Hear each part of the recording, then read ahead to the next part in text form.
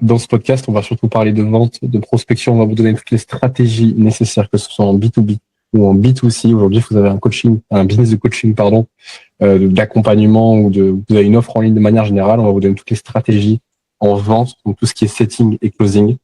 Dans ce podcast, on a plein de questions, plein de sujets qu'on va aborder avec Mister Benjamin. Donc, Benjamin, je te laisse te présenter en premier. Yes, écoute, avec plaisir. Du coup, moi, je m'appelle Benjamin, j'ai 17 ans, ça fait 8 mois maintenant environ que j'ai un business, du coup, dans lequel j'aide des coachs à tout simplement stabiliser leurs revenus grâce à de la vente, de la création de contenu. Donc, en gros, c'est vraiment basé sur de l'apprentissage de compétences en vente qui permettent, du coup, de convertir des appels et aussi tout un système d'entrée qu'on met en place. En gros, on est un petit peu dans la même niche avec Erwan, sauf que lui est beaucoup plus focalisé sur de la création de contenu, j'ai envie de dire. Donc voilà, aujourd'hui, je fais environ 2 000 € par mois avec mon business. Et là, le but, c'est d'aller chercher les 5K par mois d'ici les 2-3 mois à venir. Incroyable. Vas-y, comme on va poster sur ta chaîne aussi, moi, je vais me présenter pour les gens qui ne me connaisseraient pas. Benjamin a déjà présenté un petit peu. Erwan, brillant, 22 ans. Grand, beau gosse, humble. Non, c'est le mec. Écoutez, business de coaching également dans la niche Make Money pour les coachs et accompagnateurs. Et là, je suis entre 5 et 7 000 € par mois. Et dans les prochains mois, on va aller chercher 10, 15, 20, 30. Voilà. Let's go. Let's go. Vas-y. Ouais. Du coup, en fait, on a prévu plusieurs questions. Là, ça fait bizarre pour l'intro, mais je pense après, on va vraiment bien développer à partir des sujets qu'on a prévus. Donc, j'ai prévu plusieurs questions. Après, je pense qu'on va développer naturellement autour de ça. Ouais, si tu veux, je peux commencer à poser des questions. Tu veux que je pose les questions que tu as prévues toi, ou est-ce que tu penses que je pose mes questions? Fais celle que tu préfères. Ok. Ouais, du coup, le premier, on en parlait là juste avant quand on disait les sujets abordés. La prospection B2B est-elle morte? Toi, tu me disais que non, tu disais que tu ne recevais pas plus de messages, tu n'avais pas l'impression et que de toute façon, ça va jamais s'épuiser. Et je pense pas trop être de cet avis. Enfin, c'est pas que je suis pas de cet avis, mais vas-y. Je pense pas. Évidemment, plus les gens prospectent, plus il y a de concurrence. Donc, c'est qu'une question de concurrence et tu vas devoir développer des méthodes. Et c'est toujours ceux qui auront le plus de données et qui auront le plus d'expérience et qui auront le plus de réseau aussi, qui trouveront les méthodes le plus rapidement et qui continueront à faire fonctionner leur DM de prospection. Je pense qu'effectivement, ça fait de plus en plus dur. Maintenant, est-ce que ça veut dire que ça va pas fonctionner? Moi, je pense pas. En vrai, je suis du même avis. Et je pense qu'en fait, c'est un peu comme tout ce qui est création de contenu, etc. Forcément, il y aura une sophistication du marché et seuls les meilleurs qui sauront s'adapter et évoluer, performeront au niveau de leur prospection, quoi. Ce que je veux dire, c'est que notamment, j'ai vu une sorte de mutation, tu vois, en seulement quelques mois sur le marché. Notamment à l'époque, tu vois, tu pouvais envoyer un message à l'époque, genre c'était 8 mois, tu vois, tu pouvais envoyer un simple message avec tu vends toujours tes services, tu avais un taux de réponse relativement satisfaisant. Et là, rien qu'en 8 mois, j'ai l'impression que ce genre de message tombe littéralement dans les oubliettes, tu vois. Ouais, 100%. Donc, selon toi, d'accord avec toi. Selon toi, là, c'est quoi le type de message, le type d'approche le plus adapté, du coup, pour avoir le meilleur taux de réponse, en vrai? Parce que des approches simples, c'est vu et revu.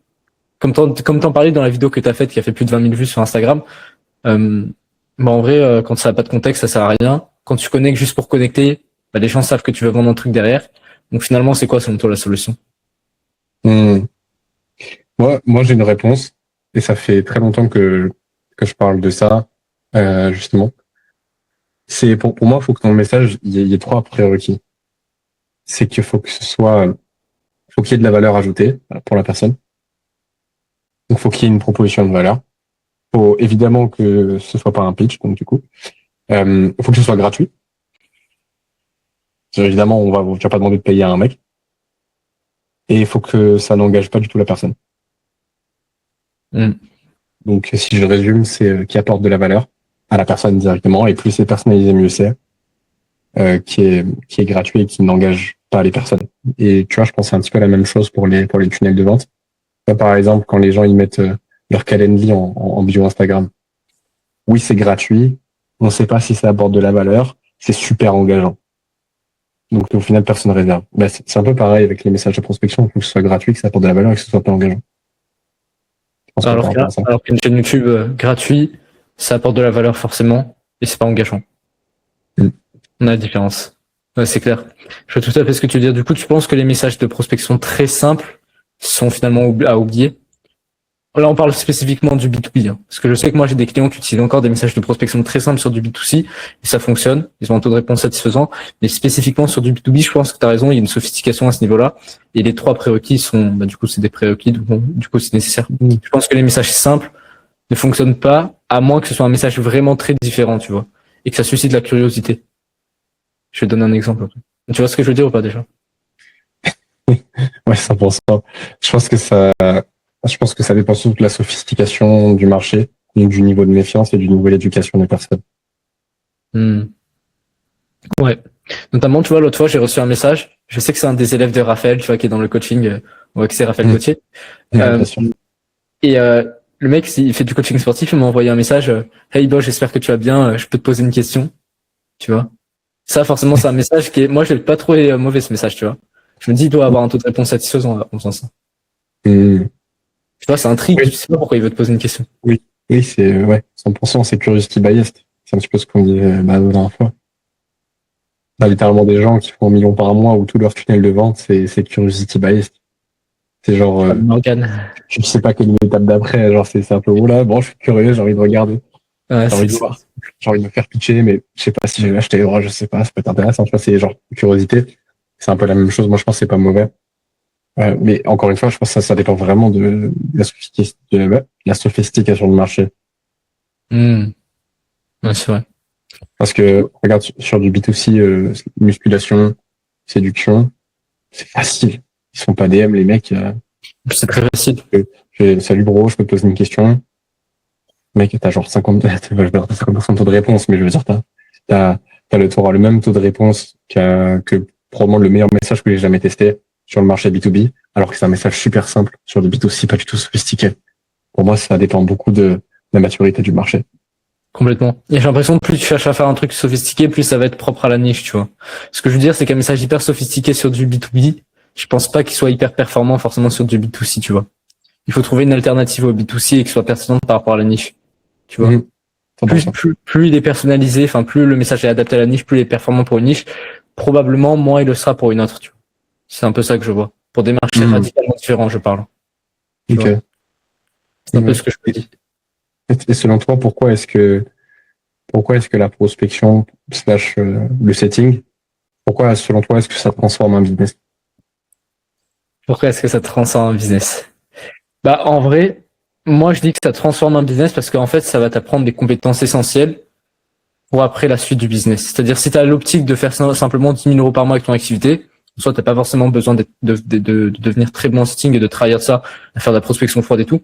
Mais si tu as la vision de vraiment scale avec ton activité, de jamais t'arrêter finalement, d'aller chercher ne serait-ce que 20-30 cas par mois, c'est absolument essentiel étant donné que l'apprentissage de compétences en prospection va te permettre déjà de booker d'écoles facilement, que ce soit en prospection froide ou chaude, et par la suite déjà de savoir embaucher un setter. Et en fait, ouais, c'est surtout ça. En fait, moi, je dis c'est surtout ça important parce que ça te permet d'embaucher un setter, quoi. Genre, c'est comme si embaucher un closer, t'es nul en vente, tu peux pas embaucher un closer. Tu dois d'abord maîtriser une compétence avant de pouvoir la déléguer. Donc, je dirais, déjà, c'est très efficace pour obtenir ses premiers clients sans avoir à se soucier de création de contenu, chercher à obtenir plus de prospects, etc., via cette méthode-là. Simplement, tu fais de la prospection froide, t'envoies des messages à des gens, ça t'apprend la vente par la même occasion, les mécanismes qui vont être utiles aussi dans la vente. Et en plus, par la suite, ça va te permettre de déléguer aux bonnes personnes la prospection. Donc voilà, je dirais que c'est 2 raisons. Obtenir des clients facilement, savoir déléguer par la suite. Mmh. Et apprentissage de compétences par la même occasion qui vont être utiles dans la vente, quoi. Mmh. Je suis évidemment du même avis que toi. Et je pense que ça va même plus loin que ça. C'est-à-dire que, tu vois, pour moi, tu vas avoir des business qui ont full leads qualifiés dans les abonnés et dans le contenu. Et parce qu'ils ont un setting de merde, ils vont pas faire de cash. Et je pense que, tu vois, dans la majorité des business sur Instagram, quand les mecs ils font genre 100 cas par mois, par exemple, ou au-delà de ça, et même un petit peu avant, le cash, il est en majorité généré par le setter. Ah oui. Genre, 80% du cash que tu vas faire sur Instagram, ça va être ton setting. Évidemment, tout le contenu qu'il y a autour, mais je veux dire, je pars du postulat que tu as déjà créé du contenu, que tu as déjà une base de followers. Genre, je sais pas, tu as peut-être quelques centaines, quelques milliers d'abonnés, peut-être même plus. Et si avec cette base de followers, par exemple, tu fais pas d'argent, très peu, genre, par exemple, je sais pas, si tu as 10 000 abonnés à peu près qualifiés, et que tu fais genre, pas 10 cas par mois, enfin, c'est vraiment qu'il y a un problème. Et si le problème, on le sait très bien, c'est dans le setting. Genre, t'as même pas besoin de voir. Le contenu est bon, il a une base de followers. Le mec te dit, je fais 0 cash. t'as juste, en fait, c'est soit le setting, soit le closing. T'as juste à lui demander, t'as pris combien de calls? Si tu sais qu'il prend pas de calls, tu sais que c'est le setting. Et s'il prend des calls, tu sais que c'est le closing. Complètement. Et pour moi, les contraintes, elles sont toujours là. Parce que le contenu, c'est un peu le côté fun du business. Enfin, genre, quoi qu'on dise, oui, il faut grind le contenu, faut envoyer full vidéo YouTube, full réel, mais la vérité, c'est que le truc le plus dur, ça restera toujours la vente. Genre, pour ton expérience, toi, Benjamin, tu pourras en parler, mais personnellement, je vois la différence, genre le avant-après contenu. Le avant-après contenu sur Instagram. Ta prospection froide où tu galères, tu fais 5 à 6 000 euros par mois, tu te pètes les dents, tu prends full objection, t'as rien traité, c'est une galère. Et, et quand t'as des gens qui viennent du contenu, et quand tu vois le contraste sur les deux, et quand tu vois un mec à genre 10 000 abonnés, tu te dis, mais frérot, tu le fais exprès, je te jure que tu le fais exprès de pas faire d'argent. Genre vraiment, c'est que tu le veux, tu le souhaites. T'en penses quoi, toi, par rapport à ça? Bah en vrai c'est super intéressant parce que forcément quand tu vas sur un marché froid c'est 1000 fois plus dur et donc en fait je suis hyper content d'avoir ce processus de on fait de la prospection froide avant de chercher à faire de la création de contenu comme ça on s'éduque à la dure tu vois et forcément après quand tu vas faire de la prospection chaude ça va être du gâteau tu vois donc je suis beaucoup plus comme tu dis de l'avis de faire de la prospection froide se casser le cul pendant quelques mois avant de chercher à faire de la création de contenu pour avoir des prospects chauds plutôt que d'office chercher à avoir des prospects chauds tu vois parce que sinon tu vas perdre plusieurs dizaines de milliers d'euros enfin tu vas te contraindre à perdre des dizaines de milliers d'euros. En soi, c'est pas qu'ils s'éliminent sur ton compte bancaire, c'est que tu les gagnes pas, tu vois. C'est complètement con. Et j'ai l'impression que du coup, une fois que t'es dans ce cycle de te dire, ok, je dois avoir plus de prospects sur Instagram, je fais de la création de contenu, tu rentres vite dans ce cycle de, je deviens influenceur. Je me dis, non, j'ai pas assez d'appels. Du coup, c'est-à-dire que je dois créer plus de contenu, alors que non, le goulot d'étranglement, il vient de ta prospection, de ton closing, quoi. Donc en vrai, je trouve ça vraiment, c'est pour ça que j'en parlais notamment, j'ai fait une vidéo sur mon système que je vais sortir sur ma chaîne. J'en parlais de ça mais que la vente, c'est une compétence absolument masterisée, c'est la base dans tout business, j'ai envie de dire. Surtout dans un business d'infoproduit, tu vois. Ça t'apprend tellement de choses, ça va au-delà de juste savoir convertir, ça t'apprend aussi la psychologie. Ce que je veux dire, c'est que quand tu deviens vraiment très bon en vente, t'as des bases un petit peu partout dans le contenu, etc. Alors que quand deviens bon dans le contenu, t'as pas forcément des bases en setting, vente et tout, tu vois. Je pense que ça va au-delà de simplement savoir closer. C'est aussi énormément de compréhension de l'humain, des mécanismes de persuasion, etc. Tu vois. 100%, ouais. C'est pour ça que je trouve ça trop intéressant de masteriser la vente en dessous de 10K avant de chercher à faire beaucoup de créa de contenu. 100%, ouais. Et juste pour me dire ce que tu viens de dire, parce que c'est hyper intéressant, mais j'avais autre chose en tête avant, je vais quand même répondre sur ça. C'est que ça, à partir du moment où on a eu la vision sur faire la vente à froid au départ, et ensuite faire de la création de contenu, bah c'est vrai qu'aujourd'hui, pour moi, ça me paraît extrêmement logique. Parce que faire l'inverse, c'est c'est super dur de réapprendre la vente quand t'as déjà des prospects chauds, en fait. Et pour moi, c'est un gros problème. Parce que, en fait, c'est un peu comme si, c'est un peu comme si c'était de la surcharge progressive, mais à l'envers. Je sais que là, c'est un peu flou pour les gens qui n'ont pas fait de muscu, doivent se dire, putain, mais qu'est-ce qu'il me raconte, ce mec? En fait, c'est un peu comme si tu faisais des pompes. Et en fait, quand tu démarres ton business de consulting, de coaching, ou son offre en ligne, tu as deux choix.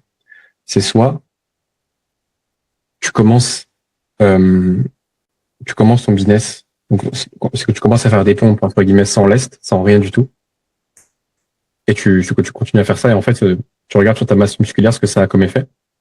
Soit tu as la possibilité de te lester sur tes pompes dès le début, et progressivement enlever le lest au fur et à mesure que tu progresses si tu le souhaites. Et celui qui se leste au début aura beaucoup plus de facilité à faire plus de pompes après et avoir une meilleure masse musculaire que le mec qui ne s'est pas lesté au départ. Et c'est la même chose avec la vente. C'est-à-dire qu'au début, dans ton business, tu as le choix. Soit le choix de la facilité, soit le choix de la difficulté, entre guillemets. Et si tu fais la chose difficile, donc si tu prospectes à froid, tu prends des calls à froid, que tu prends des putains d'objections, que les mecs, ils veulent pas te partager des finances de merde, ils font un caprice, ils veulent pas que tu te poses des questions, quand tu apprends la vente dans ces conditions-là, derrière, quand tu as des prospects chauds qui arrivent de ton contenu, comme il commence à m'arriver en pleuvoir, c'est une dinguerie, en fait, tu as des possibilités que tu pouvais pas avoir avant. Et faire l'inverse, c'est super dur. Imagine tu commences avec du contenu chaud. Imagine tu commences avec des prospects chauds. Imagine tu commences avec full contenu Instagram, full séquence de story, full YouTube. Comment est-ce que tu fais après pour te train la vente sur des prospects froids? T'as trop de dopamine à faire du contenu, à prendre des prospects chauds. Tu vas pas revenir sur du marché froid. Donc au final, t'arriveras jamais aussi haut que les mecs qui ont commencé par du froid. Juste parce que les mecs, ils ont fait un truc dur au début que toi, t'as pas fait. Et c'est pour ça que moi, j'aime bien avoir cette vision-là et je trouve qu'on a pris la bonne décision, même si à long terme, c'est le truc le plus dur à faire objectivement. Pour moi, ça reste quand même la bonne décision et souvent, le truc facile à faire, c'est rarement la bonne décision. Ouais, bah oui, souvent ce qui est facile sur le court terme, finalement, ça se révèle pas du tout bénéfique sur le long terme. À l'inverse, plus tu prends des décisions difficiles sur le court terme, plus ça va être bénéfique sur le long terme. C'est un peu ça. Mais ouais, non, c'est super vrai ce que tu as dit. Et oui, par rapport au cycle de dopamine aussi, tu vois, il y en a, ils peuvent se dire, ouais, mais au pire, je crée du contenu maintenant parce que j'ai envie, et le jour où j'aurai des abonnés et que je voudrais masteriser la vente, j'irai sur du marché froid. Mais non, c'est pas possible. Ça marche pas comme ça. Quand tu dis, je veux faire, c'est très gai déjà. Et quand tu dis, est-ce que je vais faire 50 DM de mes abonnés Insta chaud, ou est-ce que je vais faire 50 DM des mecs que je connais pas? Le choix, il est vite fait, tu vois. Mais comme tu dis, en fait, tu ne seras pas confronté à la difficulté, et peut-être que sur la plupart de tes prospects Instagram chauds, il y en aura certains qui auront des objections, qui auront eu des prospects froids, mais vu que tu n'as jamais eu de prospects froids, tu sais pas comment les gérer. Donc en fait, tu as toujours été habitué à la facilité. C'est comme si tu avais masterisé le closing à 30%, tu peux masteriser peut-être à 50% uniquement avec les prospects chauds, alors qu'avec le marché froid, tu peux masteriser à 95%. Ouais, exactement. Du coup, tu perds plein de ventes finalement si tu fais du contenu avant. Mais en vrai, tu sais, j'ai jamais compris les gens qui trouvaient ça dur et chiant de faire de la prospection froide. Genre, ok, t'as les refus. Oui, des fois, c'est chiant. Mais fondamentalement, l'action, je trouve pas ça chiant, moi. Enfin, c'est juste t'envoies des DM, tu mets de la musique, t'envoies des DM. Après, tu réponds, ça te prend pas énormément de temps. T'as des calls. Et voilà. Je comprends pas pourquoi tout le monde fait un scandale avec ça. Genre, ouais, c'est difficile, c'est ci, c'est là. Alors qu'en vrai, c'est pas, voilà, quoi. Gay. Ouais, et par rapport à ça, je crois que c'est Nietzsche qui disait tu souffres beaucoup plus dans ta tête que dans la réalité. Et je sais qu'avant, j'avais un petit peu du mal à prospecter. Au tout début, j'avais du mal à faire mes DM. C'était un peu dur au début. Et en fait, c'est bizarre parce qu'il y avait le avant envoyer le DM et le pendant et le après. Et je ressentais une dissonance de fou parce que avant de faire le message, je ressentais un inconfort à mort. Il y avait même des fois où genre, mon corps, c'est comme s'il voulait pas bouger. Genre, dans ma tête, je savais que je devais aller prospecter là. J'étais en face de mon ordi. Mais c'était tellement inconfortable au début. En tout cas, perçu comme inconfortable que genre, mon corps, j'arrivais pas à m'y mettre, en fait. J'étais devant mon ordi. J'avais mes prospects préparés. Et j'arrivais juste pas à envoyer les DM. Et alors que, regarde, quand t'envoies les DM et que tu commences à converser, au final, il y a rien. Genre, il se passe rien. Genre, tout va très bien. C'est juste l'image que tu construis de la prospection dans ta tête qui te fait ne pas prospecter parce que les gens ils ont la vision que être vendeur c'est mal, que les gens ils ont pas envie de se faire rejeter aussi, les gens ils ont pas envie de bosser de manière générale aussi, donc Bah, en vrai, j'ai l'impression qu'il y a aussi ce truc que le cerveau est très fort pour amplifier le négatif vs amplifier le positif, tu vois. Ce que je veux dire, c'est qu'il est très fort pour te dire que la prospection c'est horrible, et par contre te donner l'impression que par exemple aller scroller ou quoi c'est super positif, alors qu'en vrai quand tu scrolles tu passes pas forcément un bon moment, quand tu prospectes tu passes pas forcément un mauvais moment, mais il est très fort pour aller dans les extrêmes le cerveau et te pousser vers la facilité du coup. ouais 100%. C'est super drôle. Pourquoi est-ce que pour toi c'est quoi les pires erreurs de prospection? Les pires erreurs de prospection, l'erreur basique, tu vends par message. L'erreur de ce gars. C'est avec le message, tu sais, moi-même, quand je faisais du montage vidéo, j'ai fait ce message-là. En soi, j'ai obtenu quelques clients. Ça reste du montage vidéo. Mais c'est vraiment, vraiment la pire des erreurs. Quand je reçois un message comme ça, limite, j'ai de la peine pour le gars. Je me dis, putain, il a besoin d'être formé, lui. Tu vois? Ouais. Ouais, salut, je m'appelle X, je fais telle chose, je viens de voir quelques trucs qui pourraient être améliorés. Ça te dit qu'on travaille ensemble? Allez, je te laisse me renvoyer un message. Tu vois, des messages comme ça. Ça, c'est pour moi l'erreur number one. C'est clair. En fait, ça peut marcher si le mec, c'est la première fois qu'il reçoit ce message. Sauf que 2, 3, 4 fois, 5 fois, ouais, comme tout le monde se fait éclater. Et ça, c'est peut-être le stage one, tu vois, de l'awareness au niveau du marché de la prospection sur du B2B. Aujourd'hui, on n'est plus du tout à ce stade. Il y a 15 ans, 20 ans, peut-être ça pouvait fonctionner. Et même il y a 5 ans, je suis sûr que ça fonctionnait presque pas, tu vois. Il y a 5 ans, le message « Hey, tu vends toujours tes services » marchait énormément probablement. Et maintenant, il fonctionne plus. Et des messages qui fonctionnent maintenant ne fonctionneront logiquement plus d'ici 1 an, 2 ans, tu vois. Donc c'est en perpétuelle évolution. Et c'est pour ça que nous, on a ce rôle d'être constamment dans la pratique en tant que coach, prospection, business, etc. Vente, d'être constamment dans la pratique et d'être constamment à jour au niveau de ses méthodes d'action et pas d'être déconnecté de la réalité, tu vois. Constamment sur le terrain. Donc il y en a beaucoup qui disent ouais, vous passez beaucoup de temps sur votre acquisition, mais en fait en bossant sur notre acquisition, on bosse aussi sur notre produit en fait. C'est ça qui est trop bien. Oui, indirectement, ouais, 100%. Ok. Est-ce que tu as d'autres erreurs typiques de la prospection? Moi, j'en avais noté quelques-unes. J'en ai une là vite fait. C'est tout con, hein. Au-delà de l'aspect vraiment technique, c'est la réactivité dans les messages. Pour un mec qui prospecte. Je m'en suis rendu compte chez mes clients. Certains qui, dès qu'ils commençaient à répondre non pas une fois, mais 3-4 fois dans la journée, ne serait-ce qu'ils se bloquaient 4 créneaux de 20 minutes dans lesquels ils répondaient à tous leurs messages, leur taux de call booké, ils ont explosé, quoi. Il a explosé. Donc la réactivité dans la prospection, c'est vrai que moi je trouve ça vraiment fondamental. Carrément. Vitesse. Money love speed. La fameuse phrase. C'est réel. Je sais Ouais. pas, tous les mecs, tous les grands mecs dans le business que j'admire, c'est genre leur principe fondateur numéro 1. Donc, et regarde, j'ai mis de la vitesse à mort sur les derniers jours. Mec, je vais faire rentrer tellement de cas. Genre là, je pense que je vais faire mon meilleur mois, même si on est déjà le 27. Je sais que je vais faire rentrer de l'argent encore après.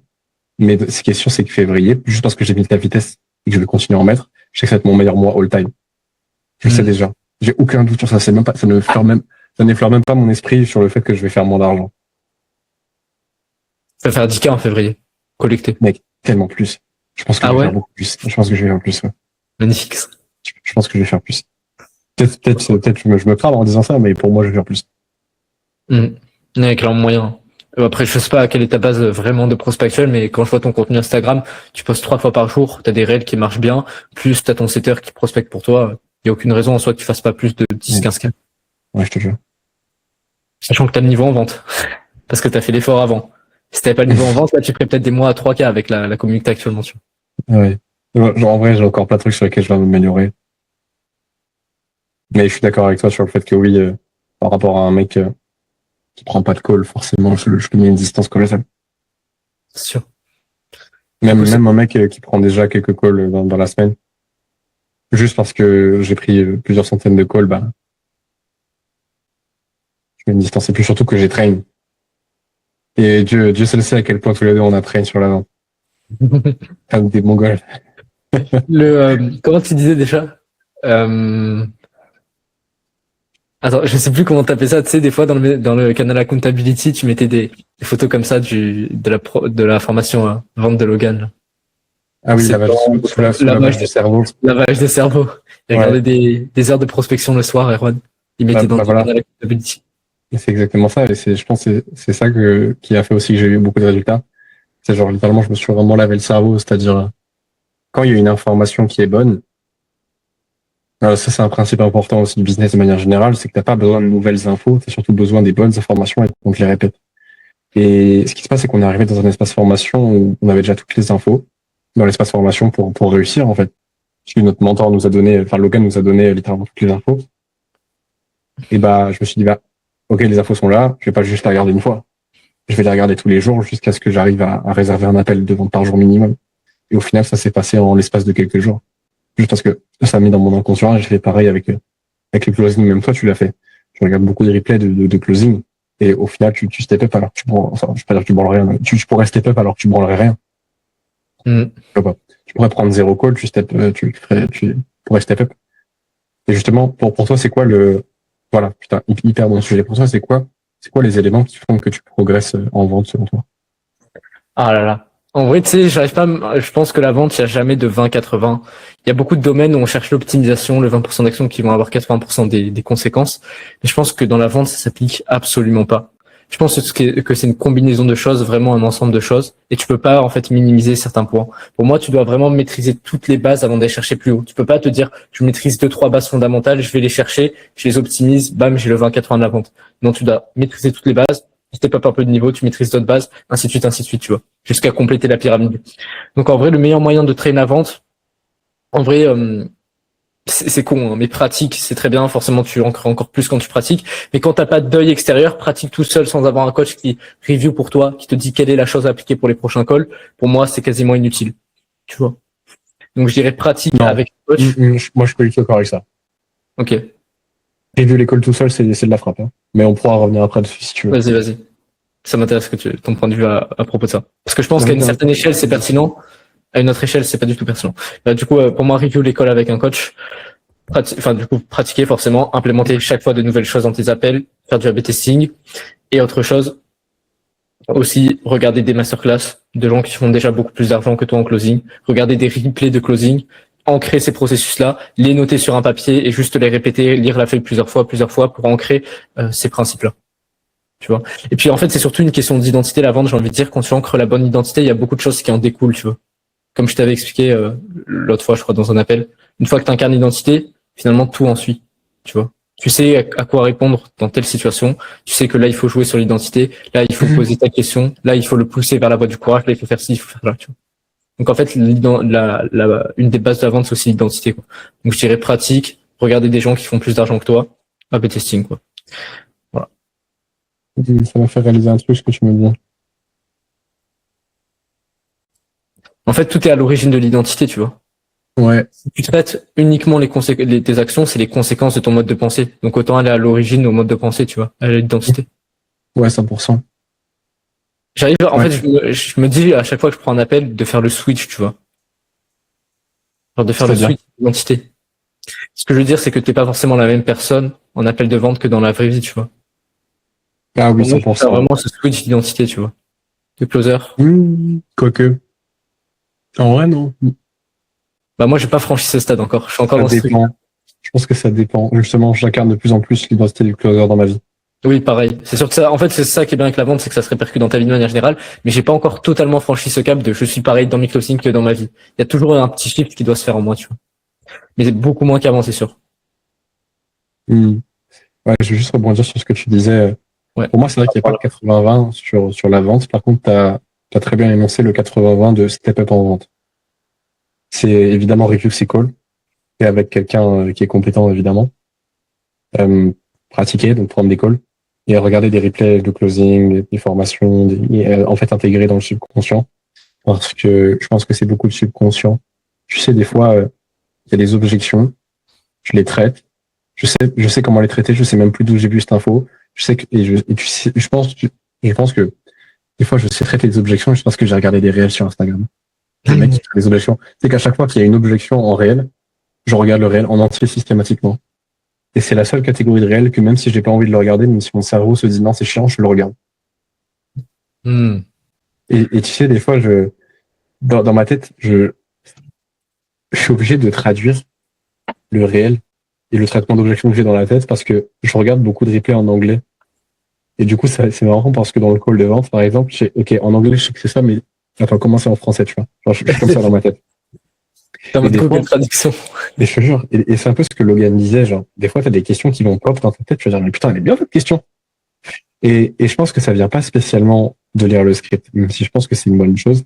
Ça vient surtout de qu'est-ce que tu regardes, en fait, comme closing. Ouais, c'est intéressant ce que tu dis là, j'aimerais rebondir dessus.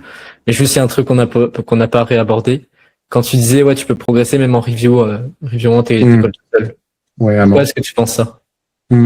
Parce que juste en regardant mon call aujourd'hui, j'ai progressé. Genre, j'ai conscientisé des choses et je me suis dit, mais putain, à ce moment-là, pourquoi j'ai dit ça? Mais c'est obvious, faut que je pose cette question plus rapidement. Et même si tu es tout seul, ça peut t'aider. Par contre, je pense que c'est là où je vais te rejoindre. C'est que pour moi, ça sert à rien si tu n'as aucune notion en vente. C'est ça, voilà, c'est ça que je voulais dire. Je suis totalement d'accord avec toi. Justement, ce sur quoi j'allais rebondir, c'est dire, oui, mais toi, combien est-ce que tu as fait d'appels? Combien de fois est-ce que tu as été coaché? Combien d'appels est-ce qu'on t'a review avec d'autres personnes? Tu vois, avec un coach. À ton niveau, oui, c'est pertinent. Parce que tu peux te focus sur les quelques détails qui font en sorte que tu aurais pu closer plus rapidement ou que tu aurais pu closer. Parce que tu as déjà conscience des processus à mettre en place et de l'identité, etc. à avoir. Mais un mec qui a aucune base, pour moi, ça sert strictement à rien.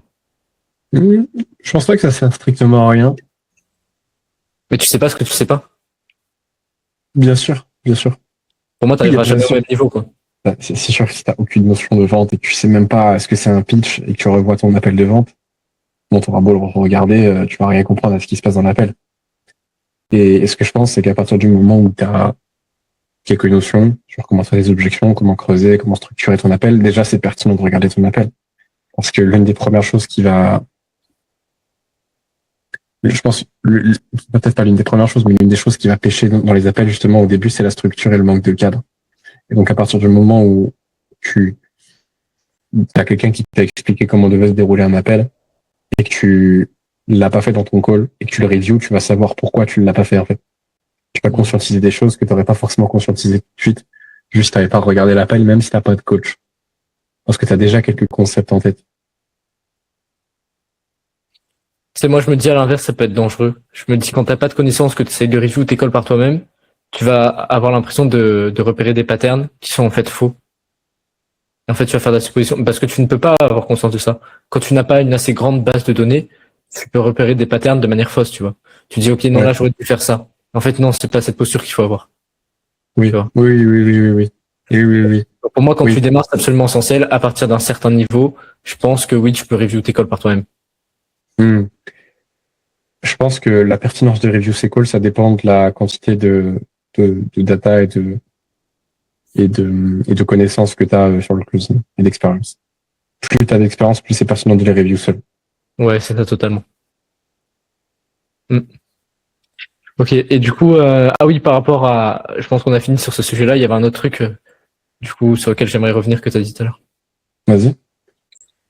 Quand tu disais par rapport aux objections, tu arrives à les traiter à partir de réels que tu as vus sur Instagram, tu sais, c'est un truc avec lequel moi je suis totalement contre. Ah ouais? Ouais. Parce que pour moi, les objections, tout le monde est trop focalisé sur traiter les objections, c'est la meilleure chose en vente et tout, c'est ce sur quoi tu dois masteriser. Mais je considère qu'en fait, l'objection n'est que la manifestation de tout ce qui s'est passé durant le call. Tu vois. Et donc, plutôt que de traiter la conséquence, autant traiter la cause. Et souvent, en fait, je vois ça un peu comme une pyramide. Quand tu essayes de traiter les objections, c'est le bas de la pyramide. Tu vas avoir toutes les objections de tes prospects. Je veux le faire seul. J'ai peur d'investir. Je vais en parler à ma femme. Je vais faire ci, je vais faire ça. Et donc, plutôt que d'essayer de traiter toutes ces objections-là, d'apprendre des phrases par cœur, je suis beaucoup plus pour remonter tout au haut de la pyramide, apprendre les fondamentaux de la vente qui te permettent de bien faire dérouler un appel et donc d'éviter d'avoir ces objections. Tu vois, parce que forcément, si tu apprends ça, le reste va couler sur tout le reste de la pyramide, tu vois. Alors, tu peux pas partir d'en bas. 100% d'accord. Ouais. Je pense que je vais préciser par rapport à ça, c'est qu'évidemment, je suis complètement d'accord avec toi, c'est si ton call il est raté, il est raté. Hein. Tu auras beau avoir toutes les phrases parfaites, toujours une objection qui va te sortir et ça va pas marcher. Ce que je voulais souligner, c'est plus l'importance du subconscient et de regarder des replays. C'est-à-dire que, ce que je veux dire, c'est surtout que, OK, même avec un replay court sur Instagram du gars qui traite une objection, tu rends dans ton subconscient la bonne manière de faire les choses. Et derrière, en call, ça vient assez naturellement. Et justement, ça va te servir si tu as bien fait le travail derrière. Si en amont, je veux dire, si tu as bien fait ton call, que tu as bien fait conscientiser à la personne ses problématiques, et que tu lui as fait rentrer dans sa tête que bah, c'était maintenant qu'il fallait changer les choses. Bah, normalement, si tu traites l'objection correctement, ça passe, tu vois. Et justement, si tu utilises la même phrase dans le même contexte, mais que ça marche pas, c'est que c'est l'avant-appel, c'est l'avant de l'appel qui pose problème, plus que la phrase en elle-même. Et tu auras beau utiliser n'importe quelle phrase, ça ne marchera pas. Ouais. Et tu sais, il y a justement, je pense qu'en fait, voir des replays des traitements d'objections Instagram, des réels comme ça, je pense que ça peut être pertinent, mais les gens les regardent de la mauvaise façon, c'est ce que je me dis. En fait, les gens s'attardent beaucoup trop sur les mots que la personne dit, sur OK, là, il faut dire telle phrase, il faut dire telle question exacte, alors qu'ils devraient beaucoup plus se concentrer sur le raisonnement que la personne essaye de transmettre. Tu vois? Vu que les mots, c'est que la transmission de ta croyance, autant avoir la croyance initialement, plutôt qu'essayer de dire les mots parfaits. Le fond compte beaucoup plus que la forme, tu vois. En fait, quand tu sais poser des questions, tu sais poser des questions. Donc, au moins, ça compte beaucoup plus d'avoir le bon raisonnement et et d'avoir la question logique plutôt pour pouvoir le transmettre à ton prospect plutôt qu'essayer d'apprendre des questions par cœur. Donc, tu vois, les gens sont focalisés sur la forme, mais ils devraient plus se focaliser sur pourquoi est-ce que cette objection, je dois la traiter de cette façon? Pourquoi est-ce que c'est plus pertinent pour le prospect de démarrer avec moi plutôt que d'attendre plus longtemps, tu vois? Et pas simplement apprendre des phrases bêtement par cœur, pas comme une poésie, tu vois? Je pense que Oui, c'est bien plutôt sûr. comme ça qu'il faut regarder ce contenu. Oui, oui, oui, oui, oui, oui, oui. Non, bien sûr. Bien sûr, bien sûr, bien sûr. Je suis 100% du même avis que toi sur ça. Ça sert à rien d'apprendre les objections par cœur. Enfin, ça peut t'aider au début, je veux dire, mais c'est pas vraiment ça qui va faire que tu vas traiter les objections de la bonne manière. C'est évidemment, la vente, c'est qu'un transfert de croyance. C'est qu'un transfert de certitude. C'est tout. Donc, En fait, si même toi, tu crois pas en la croyance que tu essaies de transmettre en posant les questions et que ça fait pas sens pour toi, si ton prospect, il challenge ce que tu viens de me dire, ton fameux traitement d'objection, tout s'écroule parce que tu n'as pas la compréhension nécessaire pour lui faire voir à travers d'autres phrases, d'autres réponses que tu peux imaginer basées sur ce qu'il vient de te dire pour traiter vraiment l'objection. C'est ça. Une fois que ça sort du cadre du réel Instagram que t'as vu, en fait, t'es niqué. Exactement, c'est le problème. C'est pour ça qu'il faut tous les regarder. C'est de fou. Non mais non mais c'est vrai que en fait pour moi j'avais fait une vidéo là-dessus notamment, mais les objections, ça passe pour moi par la base de savoir pourquoi est-ce que c'est plus pertinent pour le prospect de démarrer avec toi plutôt que de ne pas démarrer, plutôt que de suivre son objection. Et en fait, quand c'est déjà clair dans ton esprit, une fois que tu as la technique pour transmettre, que tu sais qu'il faut poser des questions, que tu as un minimum de technique en vente, finalement, après, la transmission de croyance se fait facilement. Parce qu'en fait, si t'as beau avoir le fond, si tu sais pas comment le transmettre à ton prospect, que tu fais que affirmer, ça va créer la confrontation, ça va servir à rien. Mais par contre, fond plus forme, t'as la bonne croyance, tu peux la transmettre à ton prospect. Ouais, exactement. Donc c'est pour ça qu'en fait, la vente, il n'y a jamais de 80-20. C'est un ensemble de choses, quoi. Tu peux pas faire d'impasse sur les choses en vente. On cherche l'optimisation, mais en vente, ça marche pas comme ça. Ouais, exactement. Tu penses quoi des mecs qui lisent leur script en appel? Homosexuel. Non, je rigole. Je fais partie de ces gens-là aussi. Pour moi, quand tu démarres suivant un script, c'est ok. Mais il faut vite t'en détacher. En fait, pour moi, ça doit simplement être un substitut du fait que pour l'instant, t'as pas assez de compétences. Donc, ton coach doit être là pour te permettre d'avoir assez de compétences, jusqu'à ce que tu arrives au stade de, OK, là, le script, moi, j'ai juste quelques questions en tête, mais globalement, j'y vais sans. Je sais repérer les objections, je sais quel point est-ce qu'il faut traiter. J'ai eu assez d'appels et j'ai eu assez de connaissances pour savoir à ce moment-là, OK, il faut aborder ça. Il faut pas que je suive le script robotiquement, tu vois, de manière comme un robot. Donc pour moi, c'est bien au début, et à partir d'un certain seuil, seulement après quelques semaines de closing, normalement, si ton de coaching, si ton coach il est bon, t'as plus besoin de lire le script, quoi. T'as simplement les questions en tête. Quand on a besoin. Ouais, exactement. Ouais, exactement. Mais il n'y a pas de script de closing magique. Les meilleurs closers, ils sont pas de script. C'est débile. Ok. Question piège. Toi, tu préfères traiter les objections au tout début du call ou à la fin du call? Au tout début, c'est des croyances, c'est pas des objections. À la fin, c'est des objections vraiment.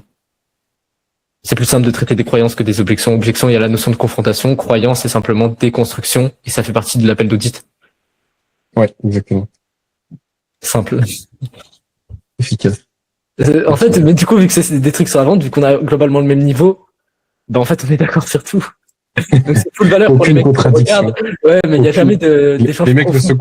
Ouais, voilà. Et aucune confrontation, on est des très bons vendeurs finalement. On n'affirme pas du tout. Ok, bien. Ok. T'avais d'autres questions ou non, c'est bon, toi de ton côté là, non? Ouais. Peut-être ça détruit. En vrai, ouais. Pour toi, ce serait quoi justement le 80-20 d'un mec qui est mauvais en closing au début à un mec qui est bon en closing et qui close au-delà de 50%? En vrai, c'est une bonne question, tu vois. Mais encore une fois, tellement pas pour cette optique d'optimisation, tu vois, dans notre monde, on cherche à tout optimiser, tout faire rapidement, mais il y a des trucs qui s'apprennent pas rapidement. C'est notamment la raison pour laquelle la vente, c'est un truc qui déplaît, parce que c'est ingrat. Tu dois faire des appels, tu dois pratiquer, tu dois apprendre avant de devenir bon. Et tu peux pas optimiser que pas comme, je sais pas quelle chose, que ce soit de l'automatisation IA ou peu importe l'autre compétence. Donc en vrai, c'est une question très difficile à répondre pour moi. Et j'ai pas trop de réponse, tu vois, à ça. T'en as une, toi? Okay. Ouais, j'ai quelques concepts en tête. Vas-y. Moi, les trucs les plus importants, c'est faut fermer sa gueule. Genre, faut vraiment se taire et écouter le prospect. Quand je regarde les closings où il y a eu très peu d'objections et c'était facile, c'est des appels où je parlais 20% du temps. Tu peux le voir sur Fado. Même là, de manière générale, mes nouveaux appels, je parle entre 15 et 18% du temps. C'est de moins en moins, ça me fume. Je parle de moins en moins.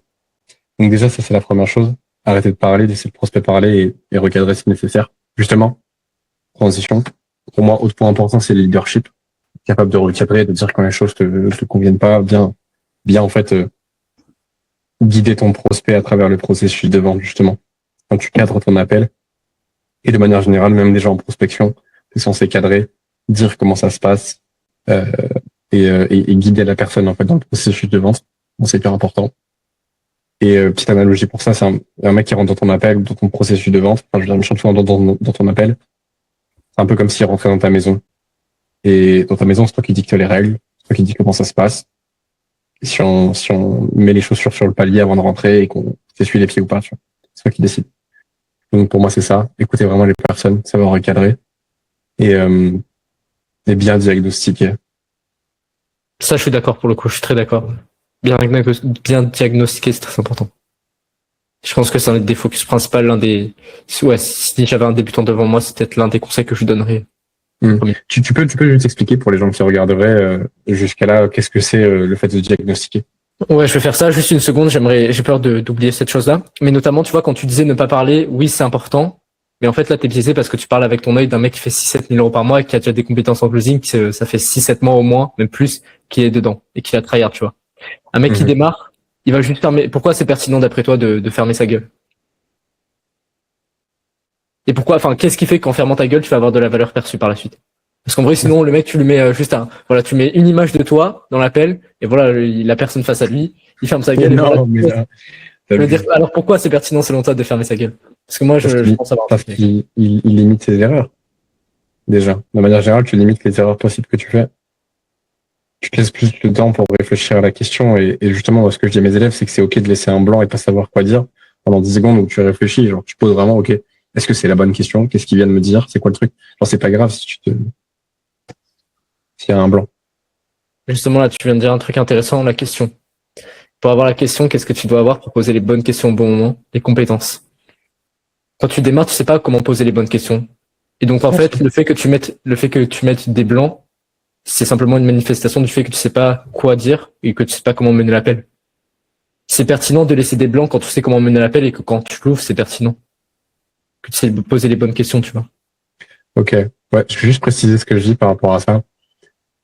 Quand je dis se taire, c'est vrai que j'ai un peu extrapolé. Je voulais surtout dire laisser le prospect parler, pas couper la personne et le laisser 100% finir. Oui. Parce que justement, je me rappelle sur mes tout premiers appels de vente, j'étais très stressé. Et genre, je sais que le temps de parole, il était catastrophique. C'était genre un 60-40, mais 60 pour moi, tu vois. Et au final, le prospect ne se sent pas écouté. Et c'était plus un conseil dans le sens où genre force-toi vraiment à te taire parce que ton prospect comme ça, même si tu poses pas les meilleures questions, bah, il va laisser émerger des choses qui vont te permettre de closer, de bien diagnostiquer. Je parle pas que poser des questions dans le terme dans la forme, mais aussi dans le fond. Vers où est-ce que tu vas emmener le prospect? Et si t'as pas les compétences en vente, ça peut paraître simple comme ça en lisant un script, tu te dis ok voilà la structure d'un appel, mais ça fonctionne pas comme ça. C'est au feeling, c'est uniquement après avoir fait des centaines et des centaines d'appels que ton cerveau enregistre tes patterns de te dire ok, quand là on aborde ce point-là, c'est plus pertinent d'aller là-dessus parce que je vais pouvoir creuser tel point. Pour le prospect, ça lui permet d'avoir telle prise de conscience, telle chose. Oui aussi, ouais. 100%. Tu vois. Donc c'est pour ça qu'en fait dans la vente, j'ai l'impression que à chaque fois que tu te dis ok là il y a un focus à mettre en place si t'es pas expérimenté qui va te permettre de déjà devenir bon. En fait, il y a forcément d'autres choses qui vont en découler, tu vois. Et si tu dis à un débutant de faire ça, il va faire tellement d'erreurs que finalement, c'est pas de l'optimisation. Tu te retrouves à, encore une fois, mettre toutes les choses en place pour qu'il devienne bon. Et c'est pour ça que j'ai l'impression qu'il n'y a jamais vraiment de 80-20, tu vois. Parce que tu dis, ok, il ferme sa gueule, mais après, forcément, après, il y a des questions qui en découlent. Du coup, il y a le fait de savoir mener un appel, il y a le fait de savoir ci, savoir ça, tu vois. Et finalement, bah, tu te retrouves avec une pyramide complète, et à la fin, tu as complété toutes les compétences à avoir et tout le savoir à avoir au niveau du closing. Tu vois. Donc pour moi, tout est relié dans le closing. C'est un écosystème, tu vois. Et ça peut pas marcher quand tu coupes une voie. Une voie principale. Je parle d'une artère principale, tu vois. Ok, je vois. Les artères secondaires, les trucs pas importants, c'est tout ce qui est technique, enfin, c'est tout ce qui est surface, tu vois. C'est pour ça que j'ai du mal avec l'optimisation dans le closing. Ouais, justement. Et tu penses que parce que si je comprends bien, pour toi, guider l'appel, c'est important. Savoir guider l'appel, c'est important. Enfin, je veux dire, savoir où est-ce que c'est dans l'appel et qu'est-ce que tu dois faire. C'est important. Oui. Mais c'est un processus qui est inconscient. C'est pas conscient beaucoup. Quand tu démarres, tu vas te dire, putain, mais là, je sais pas comment faire. Comment est-ce qu'il aurait pu savoir comment faire ici? Alors, je sais pas ce que je dois faire. Mais en fait, c'est inconscient. C'est ton cerveau qui a ancré ça, encore une fois, par la pratique, par le fait d'avoir review tes calls avec, du coup, ton coach et avoir regardé des centaines et des centaines d'heures de masterclass de mecs qui font déjà plus d'argent que toi en closing et qui sont plus expérimentés. Hmm. Et quand ça s'ancre dans ton inconscient, t'as même plus à réfléchir. C'est comme parler, tu vois. C'est une discussion naturelle. Sauf que toi, ça vient de ton inconscient à ton conscient et ça s'exprime après dans ta parole. C'est ça qui est puissant avec la vente, qui est Je vois. satisfaisant. Quand tu deviens bon, t'as même plus à réfléchir parce que c'est ancré dans ton inconscient. C'est qui est très fort. Juste pour revenir sur ça, par rapport à ça, je pense que j'ai une vision chouille différente de ça, justement. Moi, je pense qu'il y a quand même un petit peu de conscient. Et je vais un exemple que je vais te donner justement d'aujourd'hui. Mhm. Toi, tu penses que tu poses des meilleures questions si tu prends pas du tout le temps de te taire pendant quelques secondes à réfléchir à ce que tu vas dire, ou tu poses des meilleures questions au contraire si tu prends le temps qui t'a laissé le prospect pendant 5 à 10 secondes.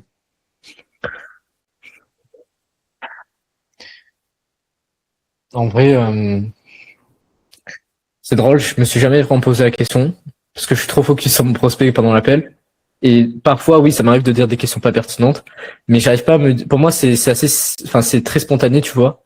Et c'est pas un truc logique où tu as besoin, par exemple, d'un certain temps de raisonnement, 5, 10 secondes. Pour moi, c'est de la première question qui pop dans ton esprit quand c'est ancré dans ton inconscience, c'est généralement la bonne.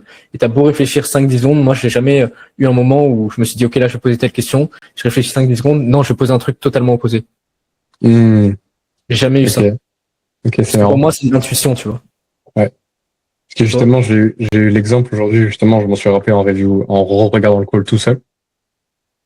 C'est que, justement, j'ai eu un moment où, avec le prospect que j'ai eu en appel, j'ai eu la première question qui vient de mon inconscient tout de suite, tu vois. Et objectivement, c'est une question qui puait sa race. Avec du recul, je sais même plus ce que c'était, mais je me rappelle justement, j'ai pris le temps de réfléchir. Et la seconde question qui est sortie, elle allait beaucoup plus droite au but. Et en fait, juste en regardant ça, je me dis, putain, heureusement que j'ai fermé ma gueule. Parce que ça aurait pu avoir, l'appel aurait pu être complètement différent. Et donc, pour moi, en fait, c'est pour ça que je te dis, pour moi, c'est aussi important de réfléchir à ce que tu vas dire, de réfléchir aux questions, parce que justement, oui, tu travailles ton closing, donc tu as beaucoup d'inconscient, mais si la première question qui vient inconsciemment, elle est éteinte, elle est claquée au sol, bah, tu fais bien de réfléchir un petit peu à ça. Est-ce que ça fait sens? Oui, je vois ce que tu veux dire. Et d'un autre côté, je me dis, OK, si t'as des questions de merde qui viennent de ton inconscient, c'est aussi que t'as peut-être mal feed ton inconscient, tu vois. Oui, aussi, ouais. Donc ouais, oui, oui, en vrai. Ah, mais c'est parce que là, du coup, c'est bien parce qu'en fait, tu te rends compte que tu sais, il y a différents processus d'apprentissage, enfin, différentes étapes. D'abord, tu sais, t'es incompétent inconscient. Après, t'es compétent, enfin, incompétent conscient. Après, t'es compétent conscient et compétent inconscient, tu vois. Là, t'es dans le stade de compétent conscient. C'est-à-dire que tu dois, pour poser les bonnes questions, tu dois réfléchir, tu vois, c'est de la conscience. Donc, tu es encore dans ce stade, ça signifie que tu es vraiment bon la plupart des cas dans tes closings, mais que tu manques encore d'incompétence, enfin de compétences inconscientes, tu vois. Quand tu seras Mhm. compétent inconscient, les questions viendront d'un coup, tu vois. Comme je pense à des mecs, moi aussi je pense que je suis dans le même cas que toi, à la même échelle. Et je pense des mecs comme Romain Mastrovito, lui je pense qu'il est compétent inconscient, tu vois, en closing. Ouais, à mort. Toutes les questions qui lui Car- viennent de son inconscient, c'est les bonnes. Carrément. J'ai trop hâte d'arriver là, mais Là, tu vois, ouais. Là on est encore dans le stade de compétent conscient. je pense que rien que pour ça, je fais, à mon avis, j'engagerai pas de closer avant un long moment. Parce que justement, je vois la différence de les questions qui popent dans ton inconscient. Et je sais pas, à chaque fois, je me dis, putain, elle est bien cette question, mais heureusement, j'y ai pensé. Et de plus en plus, dans mes calls, je me dis, heureusement, j'y ai De pensé. plus en Heureusement, plus. j'y ai pensé. Mais en fait, je me dis, en fait, c'est juste que j'y pense naturellement, tu vois. Et justement, c'est là où ça vient de l'inconscient et c'est trop stylé. C'est Hmm. tellement fort. Parce que, en fait, ça te confère, Une aura. une aura de fou. Ouais, une aura, mais je veux dire, un certain pouvoir quand même. Ce qui est même de manière générale, dans les discussions que tu as au quotidien, tu peux avoir la différence que, bah, je pense même que tu le vois déjà, la différence que ça fait d'être compétent en vente.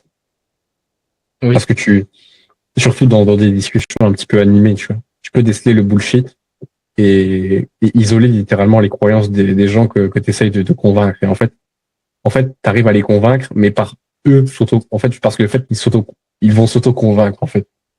Donc, et c'est un peu la même chose que tu fais en closing. Ils s'auto-close le prospect. Donc je trouve que c'est très fort. Bonne Attends, question. c'est moi qui bug ou c'est toi? Ça a bugué un peu. C'est moi ou c'est toi, tu vois? Ouais, je te voyais plus pendant un moment. Ok, c'est maintenant alors. Bon, ça a l'air d'aller. Ok. Ouais, mais t'as raison, mais de toute façon, les débats, c'est du closing. En fait, c'est pour ça que la vente, c'est trop bien et ça s'impacte dans tous les aspects de ta vie, finalement. Un mec qui est en création de contenu, qui est bon en création de contenu, dans quel domaine de sa vie ça va l'impacter, tu vois? Peut-être tu vas être bon pour parler devant une foule, je sais pas, des trucs comme ça. Mais la vente, en fait, c'est ça que je disais, ça impacte les relations humaines, ça impacte tout. Quand t'es bon en Ouais. vente, t'es bon généralement en relations humaines, tu vois. C'est pour ça que c'est trop, trop bien. C'est au-delà de juste faire de l'argent par du closing. Ça va dans la compréhension humaine et tout. Et oui, mais c'est drôle ce que tu dis parce que ouais, des fois, t'as des phrases de closer qui sortent toutes seules. Tu te dis, putain, mais celle-là, je la sors en appel de vente. Alors qu'il y a un débat, des trucs comme ça. Ouais. C'est pas drôle. Bah, je sais pas si t'as remarqué, on a quand même posé beaucoup de questions de closer. Je sais pas que, tu sais, j'aimerais trop avoir un compteur au-dessus de ma tête, là. Combien de questions de closer? Genre, est-ce que tu penses pas que... J'ai maxé. Je l'ai fait plein de fois. Je l'ai fait plein de fois. Toi, tu penses qu'on fait X avec Y ou avec Z? Tu penses que... Qu'est-ce qui ferait le X, là, maintenant? Qu'est-ce qui en penserait, là? Je sais pas si t'as remarqué, je t'ai posé la question, est-ce que tu penses que tu poses des meilleures questions en sautant sur la première question qui te vient ou en prenant le temps de réfléchir un petit peu pour isoler et pour tu vas te faire réfléchir. Tu vois? Je sais pas si tu remarques, j'ai très peu... Tu sais, quand on a un truc où on n'est pas d'accord, j'affirme jamais. Ouais. Ouais. Parce que j'ai envie de respecter ce principe-là et je sais que j'arriverai pas à te faire adopter la vision que j'ai en affirmant. Ouais, c'est vrai. En fait, ouais, c'est ça le principe d'un débat, de toute façon, c'est de pas être d'accord, tu vois. Donc forcément, tu dois poser des questions pour transmettre ta croyance. Et si t'affirmes, le mec est pas d'accord de toute façon en face de toi. Donc le seul moyen possible, ce qui arrive rarement dans un débat, encore une fois, mais le seul moyen possible, c'est de poser des questions, comme tu dis. Ouais. Moi, ça me fait penser aux politiques. C'est des très bons marketeurs, mais des très mauvais vendeurs. Ah ouais? Ouais, très bons marketeurs, c'est-à-dire ils ont un beau discours. C'est-à-dire ils connaissent parfaitement le principe de les gens feront n'importe quoi pour ceux qui encouragent leurs rêves. Oui. Jettent la pierre sur leurs ennemis. Bon, bref, tu connais. Ouais, la phrase CEO, là, je sais pas quoi. Ouais. Bah, ils sont très forts pour ça. Et en débat, ils sont très mauvais. Objectivement. Parce en fait, on dit que l'objectif d'un débat, c'est de convaincre l'autre, mais la vérité, c'est qu'il n'y a aucun débat où une personne a changé son point de vue. Parce que justement, c'est une confrontation d'ego et de réalité. Et l'autre va tout faire pour... en fait, c'est un combat, en fait. Donc, personne peut... Enfin, ils vont pas vraiment adopter les croyances de l'autre. Alors que je pense que tu prends n'importe quel closer qui a à peu près un bon niveau, il pourrait convaincre en débat, mais pas parce qu'il cherchera à convaincre. Enfin, si, je veux dire, il le fera en posant des questions. Et en posant les bonnes questions, parce qu'il sait changer des croyances. Alors que, je sais pas, par exemple, un politique, il sait pas forcément changer des croyances. Closé par Macron. Mais tu penses pas que justement ils en ont conscience de ça et que c'est dans leur intérêt? Moi, je pense totalement qu'ils en ont conscience. C'est pourquoi?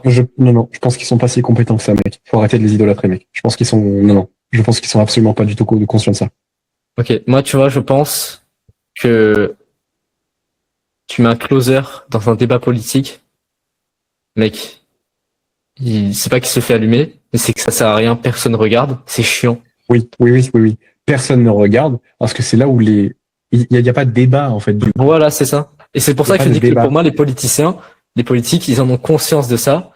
Peut-être qu'ils sont pas compétents pour être aussi bons qu'un closer, mais ils ont conscience qu'en fait, le fait d'être dans la compréhension, d'être nuancé dans les propos, le fait de poser des questions, etc., ça va forcément être moins pertinent pour les gens qui regardent. Et le but de la politique, c'est de cliver, tu vois, de vraiment créer une division. Sur ça, je suis 100% d'accord. Donc, je pense pas qu'ils ont les compétences du closer, mais ils ont conscience que faire ça, ils vont jamais convaincre quelqu'un en débattant de la façon dont ils débattent, tu vois. Je pense qu'ils ont conscience de ça. Je pense qu'ils débattront jamais la personne, ils arriveront jamais à convaincre la personne en face. Et ils arriveront jamais à convaincre les personnes qui sont à 2000% avec la personne qu'ils ont en face. Complètement. Mais c'est dans leur but. C'est de créer encore plus de clivage, tu vois. Parce que tu vas jamais en soi ramener les personnes d'un autre camp à toi. Par contre, ton but, c'est de conforter les personnes qui sont dans ton camp. Et de ramener les personnes qui étaient déjà un petit peu, qui étaient peut-être à 60% pour toi, de les ramener encore plus vers toi, tu vois. Pour moi, c'est ça le but de la politique, c'est vraiment diviser. Ouais. C'est un truc de Golemont. Et les gens qui sont, les élites, ils en ont conscience de ça. C'est vraiment un truc de Golemont de trou du cul, vraiment. Ouais.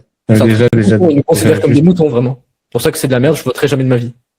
Quand on revient sur ça, les gens qui s'intéressent à 100% à la politique, c'est beaucoup des personnes on en avait déjà parlé, hein, mais qui externalisent le contrôle de leur vie et qui externalisent la responsabilité de ce qui leur arrive sur des événements extérieurs.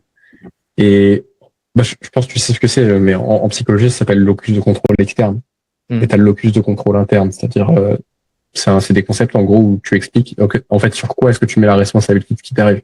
Et généralement, les personnes qui s'intéressent beaucoup à la politique, c'est des gens qui externalisent beaucoup le contrôle de leur vie et qui au final, de manière générale, ont une vie de merde et donc qui ont encore plus pour eux de raisons de s'intéresser à la politique. De fou. À l'inverse, tu vois, nous en vrai, on s'en branle de la politique et objectivement, pour nos âges, on a fait plus de progrès dans l'entrepreneuriat et de manière dans une carrière que des gens de notre âge ou même que des gens plus vieux que nous, tu vois. Parce que on internalise le contrôle de notre vie. Et je sais pas ce qui fait la différence. Moi, tu vois, personnellement, je sais pas pourquoi. Il y a certaines personnes qui arrivent pas à se rendre compte que tout est de leur faute. Je sais que ça passe beaucoup par, justement, écouter en premier lieu ces discours de tout est de ta faute. Moi, je sais que c'est comme ça que j'ai conscientisé beaucoup le truc au début. De dire, ouais, c'est vrai que tout est de ma faute. Mais le processus par lequel tu passes pour le réaliser et l'intégrer dans ta vie et ensuite agir basé sur ce principe, il est long. Et je pense qu'il y a des personnes qui ont peut-être déjà été exposées à ce genre d'infos. Ok, genre, prends la responsabilité de ta vie. Si t'arrives un truc, c'est genre ta faute, c'est ta responsabilité. Il y a des gens qui sont exposés à ce discours-là, mais chez qui ça ne rentre pas. Je pense quoi par rapport à ça, toi? Je pense que plus t'es vieux, plus c'est justement difficile d'adopter cette mentalité-là. Plus t'es vieux, je vois ça un petit peu comme un arbre, tu vois. Plus t'es jeune, plus tu peux donner la direction que tu veux à ton arbre. Parce que le tronc n'est pas encore soudé à 100%, tu vois. Il est pas hyper fort. Plus tu es vieux, plus le tronc va se consolider. Je considère que plus c'est difficile après de changer de croyance. Avec de la volonté, encore une fois, c'est possible. Mais si c'est pas vraiment de la pure volonté au fond de toi, que tu es juste exposé à ce discours, tu vas avoir moins de réceptivité à changer ton mode de pensée qu'un mec de, par exemple, 15 ans qui est exposé à ce genre de discours. C'est ça que je pense. Et je pense que oui, tout le monde dans sa vie, à un moment donné, a été exposé à ça. Mais peu de personnes aussi sont vraiment prêtes à vouloir évoluer. C'est comme l'hypnose, pour moi, ça marche que si tu es réceptif et que tu as envie que ça marche. Tu vois, c'est que si tu as envie que ça marche, que ça va marcher. C'est pareil. Tu as vraiment envie d'évoluer dans ta vie, tu es prêt à prendre des conseils de mecs qui ont déjà la situation que tu veux. Exemple, des mecs du dev perso quand tu démarrais, que moi, par exemple, j'avais 15 ans, que je voyais des conseils des mecs du dev perso, je prenais tout ce qu'ils disaient, notamment quand je voyais des trucs hyper pertinents comme ça. Après, je me les affirmais dans mon inconscient. À chaque fois que je pensais à un truc de déresponsabilisation, je me dirais non, là, tu penses comme une victime. Et c'est par cela que, du coup, maintenant, je pense moins comme une victime. Tu vois. Et je prends beaucoup plus la responsabilité.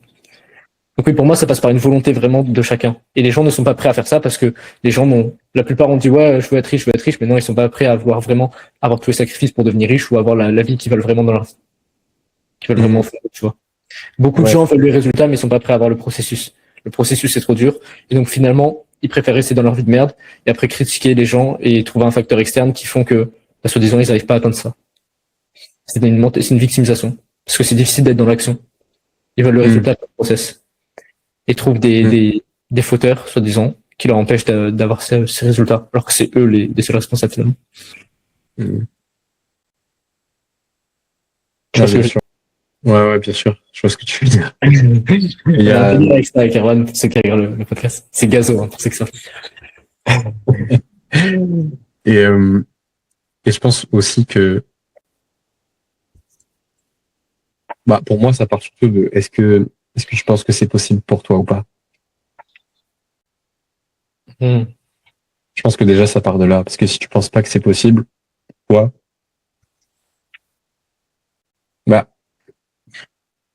t'auras beau mettre t'auras beau faire tout ce que tu veux, t'y arriveras pas parce que tu penses que c'est pas possible. Ou en tout cas, tu penses que tu vas pas tout mettre en place pour y arriver. Donc, à partir de là, tu vois, c'est compliqué d'avancer. Et c'est surtout ça, je pense, qui retient les gens à la base. Avant quelconque compétence, action, stratégie, connaissance, que tu veux. C'est est-ce que tu penses que tu es capable de le faire? Ouais. Complètement. Il y a beaucoup de gens justement qui brillent leurs standards parce qu'ils pensent être incapables de faire quelque chose. T'as beaucoup de gens, si tu leur demandes leur voiture préférée, dans la rue, ils te diront, je sais pas, une Audi, enfin bref, peu importe, une voiture, voilà, un Range Rover, un truc, voilà, comme ça, qui est beau et qui est pas non plus exceptionnel. Par contre, si tu leur demandes au plus profond d'eux et que c'est pas avoué publiquement, ils diront une Lamborghini, un truc de fou, tu vois. Et du coup, ils brillent leur standard parce qu'ils pensent être incapables de faire ça. Ouais, Alors que c'est moi, terrible ça. je considère qu'il faut vraiment être purement honnête avec soi-même. Et encore une fois, je suis pas parfait, hein, même moi, des fois, ça m'arrive de vouloir brider mes standards. Je considère qu'il faut, vraiment la meilleure chose à avoir, c'est avoir des standards et plutôt t'élever toi-même plutôt que restreindre tes standards. Parce que tu te dis que c'est pas possible par rapport à toi. Hmm. Ouais, c'est dans ça. Et tu vois, il y a pas tout le monde qui va être d'accord avec ça dans le podcast, mais c'est vraiment ce que je pense. Je pense que les pauvres veulent rester pauvres. Ils sont contents de rester pauvres. Ils sont pas prêts, en fait, Hmm. à cette pauvreté. Ou même n'importe quoi, hein. Les gens qui sont dans la rue, c'est horrible ce que je veux dire, mais il y en a qui sont pas prêts, la plupart, je pense la grande majorité ne sont pas prêts à ne plus être dans la rue. Hmm. Moi, je pense qu'il y a une nuance dans ça. Ok. Regarde, c'est un peu comme dans la vente. Quand tu vends à quelqu'un, c'est que la douleur de l'inaction est supérieure à la douleur de l'action. Et pour moi, Oui, c'est exactement la même chose. C'est pas qu'ils veulent pas, c'est juste que la douleur du changement est plus forte que c'est la ça. douleur qu'ils ressentent dans leur vie actuelle. Oui, c'est pas qu'ils veulent pas, c'est que, en soi, c'est qu'ils ont la flemme, on pourrait dire ça d'une façon différente. En soi, le résultat est alléchant, ils veulent le résultat, mais ils sont pas prêts à avoir le processus parce qu'il est trop douloureux. C'est plus confortable de rester dans sa situation actuelle. Oui. Et du coup, vu que ils veulent pas s'avouer à soi-même qu'ils ont juste la flemme, que c'est des flemmards par exemple, ils préfèrent remettre la faute sur un facteur extérieur. C'est la faute des riches, il faut les taxer, il faut faire ci, il faut faire là, c'est la faute des Arabes, c'est la faute des Noirs, c'est la faute de ci, c'est la faute de là, tu vois. Donc en vrai, non, t'es le seul responsable. C'est vrai que je déteste ça Ouais, dans la politique. Et exactement. les politiques, ils ont bien conscience de ça. Les mecs qui sont tout en haut, qui ont fait Sciences Po et tout, je pense que c'est des choses, pas forcément qu'ils apprennent. Et quand ils s'adressent aux Français, je pense qu'ils s'adressent vraiment comme à des gamins de 5 ans. C'est lui qui m'a fait ça, c'est lui, c'est ça. Tu vois, ils nous voient comme Hmm. des moutons. Et ça me fait tellement mal de penser qu'il y a des gens qui croient encore à la politique, que ça peut changer leur vie finalement. Et qui vont Ouais, manifester ce genre de choses. Ça me fait tellement mal de me dire ça. c'est Et je me triste. sens tellement en décalage quand je discute avec des gens comme ça. Hmm. Je trouve ça trop triste. C'est un grand cirque. Je trouve ça horrible. Mais c'est deux Ouais. parties comme ça, droite, gauche, n'importe quoi. Quand t'es dans la politique, tu dois t'adresser comme à des gamins de 5 ans, c'est horrible. Hmm. C'est clair. Même les grandes marques, les Leclerc, Carrefour, les grands groupes, ils s'adressent vraiment dans les publicités comme à des gamins de 5 ans. Mec, c'est pitoyable. Terrible. Est-ce que tu as d'autres choses que tu voudrais partager dans ce podcast?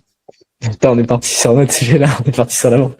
Et c'est ça qui est bien dans ces discussions, tu vois, quand c'est authentique. C'est pour ça qu'il y a un podcast avec des questions définies et des fois c'est bien pour mener un peu, mais je sais pas. Hmm. Non, là, j'ai rien de spécial à voir. Toi, t'as des idées? Non, je pense qu'on a fait un bon tour. La Ouais, prochaine ouais, fois, on peut-être, commence à dévier un peu là. on commence à dévier.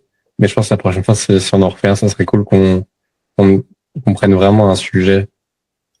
Parce que là, on a fait très prospection et vente de manière générale, mais je sais pas, peut-être le prochain, on pourra faire sur le contenu, ou sur l'état Ouais, d'esprit, ou sur les tendances du marché. Je sais pas ce que tu penses. ouais, super intéressant. Ouais. Faudrait qu'on se cale un truc comme ça.